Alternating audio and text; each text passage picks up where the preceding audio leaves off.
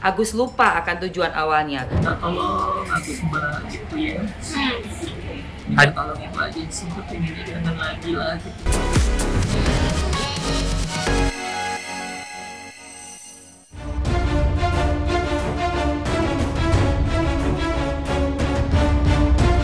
Warna-warni kehidupan para artis dan juga pesohor negeri ini memang selalu menarik untuk diikuti.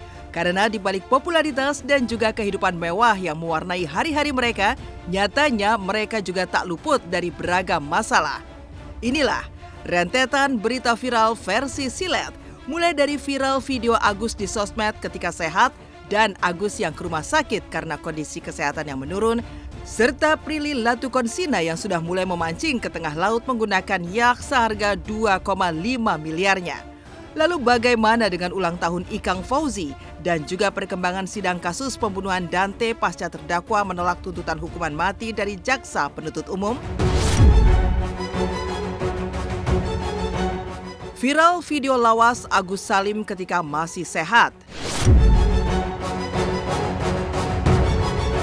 Sosok Agus Salim, korban penyiraman air keras, terus menjadi sorotan. Dan di luar polemik uang donasi yang didapatnya, di sosial media viral video Agus saat masih sehat. Ya, Agus terlihat asik joget kekinian di sela-sela tugasnya di salah satu kafe, serta berjoget bersama sang istri tercinta Elmi Nurmala. Selain itu, viral juga sederet kelakuan miring Agus sebagai leader di kafe tempatnya bekerja yang ditulis oleh mantan anak buahnya. Disebutkan jika Agus adalah sosok dengan perkataan kasar dan menyakitkan, egois dan selalu merasa sebagai pihak yang paling benar, hingga banyak karyawan yang resign gara-gara kelakuan Agus. Lantas, apa tanggapan Farhad Abbas selaku kuasa hukum Salim terkait viralnya video Agus yang tengah joget kekinian dan juga adanya sederet kelakuan Agus yang dibongkar oleh mantan anak buahnya?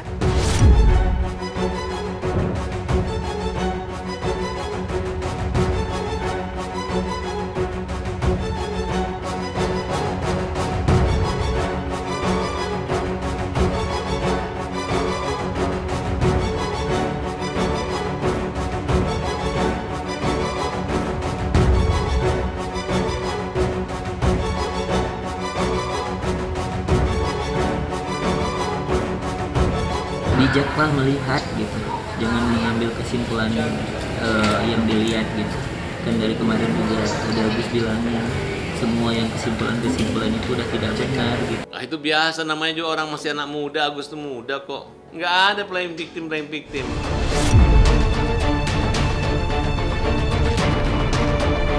Sementara itu, di tengah-tengah munculnya petisi online cabut donasi untuk Agus Salim yang sudah ditandatangani lebih dari 116.000 orang, Agus sendiri kedapatan kembali mendatangi rumah sakit untuk menjalani pengobatan lanjutan atas luka-luka yang dialaminya.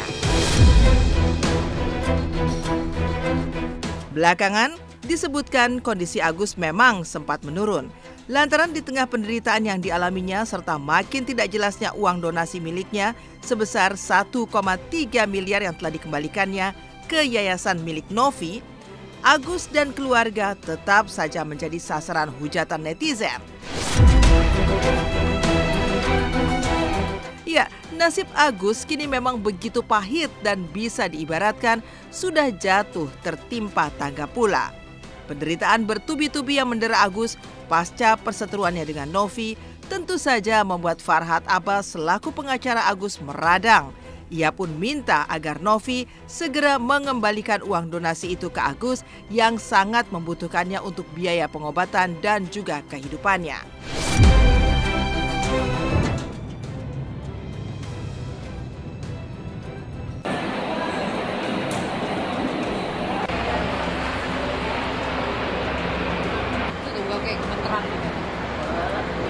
Duduk aja, istirahat dulu.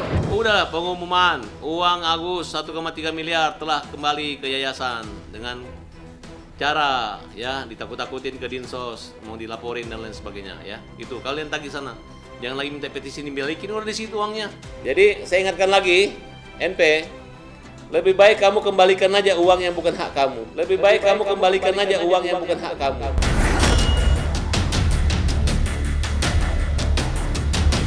Farhad juga mengecam sederet pesohor seperti John LBF dan Emma Waroka yang mengolok-olok dirinya, serta ikut menyudutkan Agus terkait polemik uang donasi yang secara hukum justru menjadi hak mutlak dari kliennya itu. Farhad meminta keduanya serta para netizen untuk saling menghargai jika tidak ingin berhadapan dengan dirinya. Agus bikin LP, kalau nggak salah dugaan pencemaran nama baik. Ini didampingin oleh Bang Farhad Abbas sebagai kuasa hukumnya. Gus, hati-hati. Jangan ada orang yang menunggangi atau bujuk-bujukin kamu. Karena bikin laporan polisi itu panjang prosesnya. Dari tahap bikin laporan, terus penyelidikan.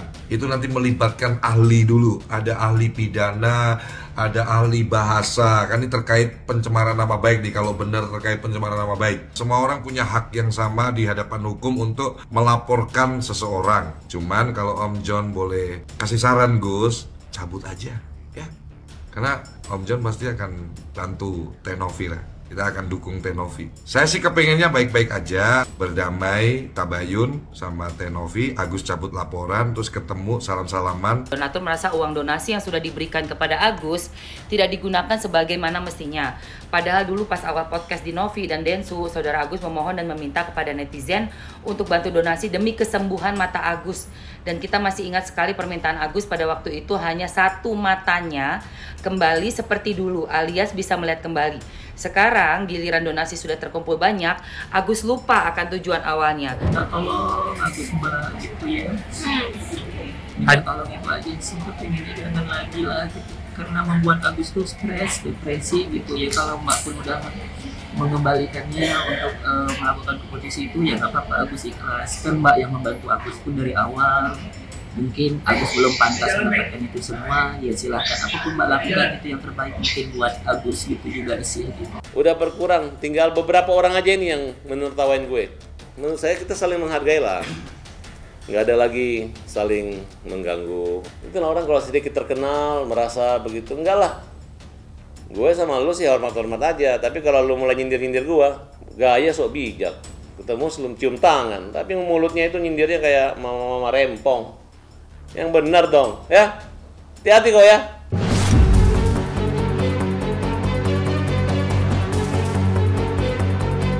Terdakwa Yuda Afandi menolak tuntutan mati atas kasus dugaan pembunuhan Dante putra Tamara Tiasmara.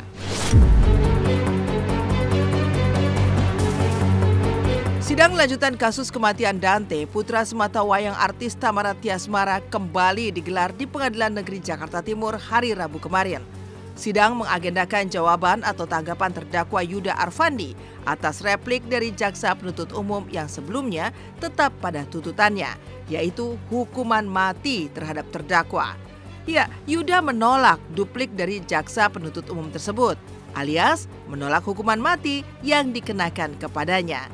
Yuda menegaskan jika dirinya tidak bersalah dan menuntut rehabilitasi serta pemulihan nama baiknya. Hal ini diamini kuasa hukum Yuda yang menegaskan jika kliennya hanya melakukan kelalaian yang mengakibatkan meninggalnya korban dan tidak ada unsur pembunuhan berencana di balik peristiwa itu. Bahwa tanggapan terhadap replik halaman 7 ayat 3, kami penasihat hukum terdakwa sangat memahami tentang terkait pengertian tulus-tetis yang diatur pada pasal 185 ayat 2 Kitab Undang-Undang Hukum Acara Pidana. Keterangan seorang saksi saja tidak cukup untuk membuktikan bahwa terdakwa bersalah terhadap perbuatan yang didakwakan kepadanya. Terdakwa telah mengakui kesalahan dan juga menyesali perbuatannya, meminta maaf dan siap bertanggung jawab sesuai perbuatan dan kesalahan terdakwa.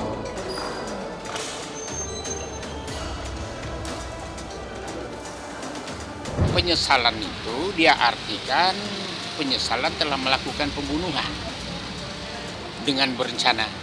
Nah, padahal maksudnya itu dia menyesal melakukan itu, dia lalai.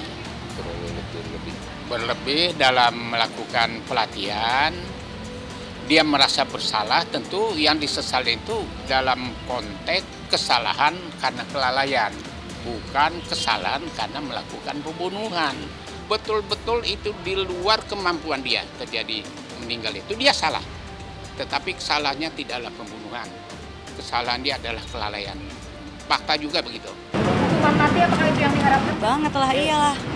Benar, hukuman mati. Berat-beratnya lah pokoknya hukuman mati harus seumur hidup. Berat-beratnya lah pokoknya hukuman mati harus seumur hidup. Tim JPU gitu ya, saya sangat berterima kasih untuk pertimbangannya. Memang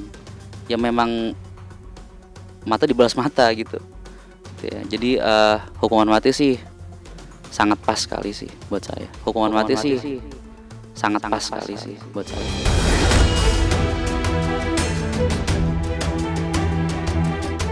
Ikang Fauzi ulang tahun di tengah suasana berduka.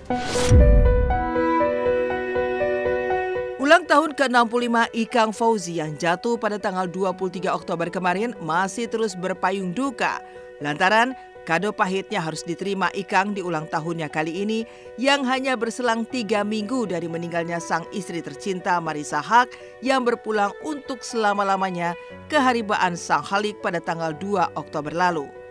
Keharuan pun muncul mengiringi ucapan selamat ulang tahun rocker pelantun tembang preman itu dari putri bungsunya Ciki Fauzi. Lantaran Ciki juga mengunggah kebersamaan sang ayah dengan almarhumah ibunya sebelum sang ibu meninggal secara mendadak.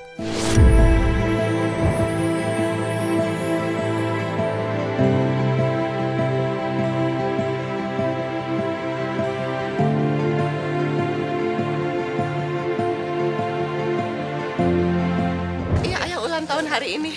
Iya. Ada perayaan atau gimana Kak Ciki? Nggak ada gitu-gitu aja. Insya Allah, karena biar gimana harus kayak hadepin, ya kan? Saya masih punya tanggung jawab. Allah udah menentukan seperti ini, ya saya harus ikutin. Pokoknya mudah-mudahan saya, kalau emang masih bisa memberikan manfaat, akan saya lakukan.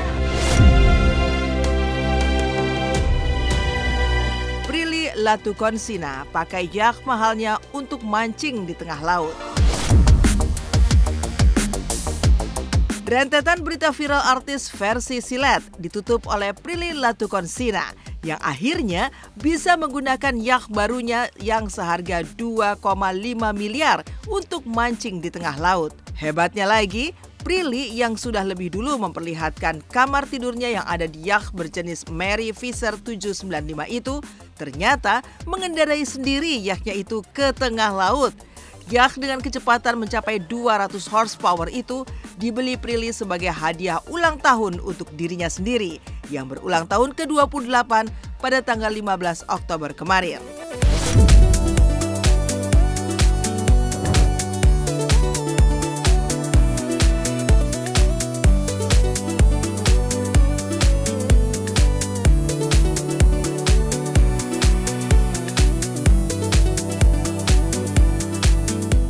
Kecilnya gitu buat kalau mau tidur dan santai-santai, jadi nyaman banget. Kenapa jenis kapalnya Mary Fisher? Karena belum ada yang Mary Me, jadi ya udah Mary Fisher aja.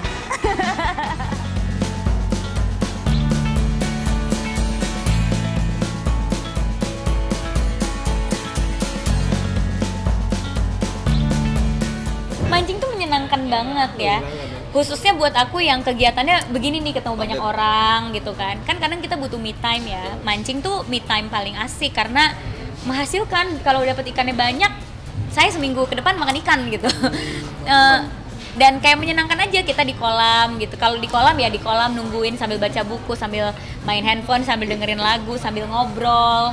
Kalau di laut lebih enak lagi karena nggak ada sinyal. Jadi nggak ada sinyal di tengah laut, kita cuma bengong doang, baca buku, nyanyi-nyanyi. Kayak ada waktu buat diri sendiri gitu. Biasanya aku kalau kabur ke laut itu berarti di kantor lagi hektik banget. Jadi aku kayaknya aku butuh, kalau misalnya burn out aku butuh ke laut gitu. Itu tim sinemaku udah tahu, orang-orang kantorku udah tahu. Pokoknya aku udah kasihin besok aku nggak ada, itu udah pasti aku ke laut tuh.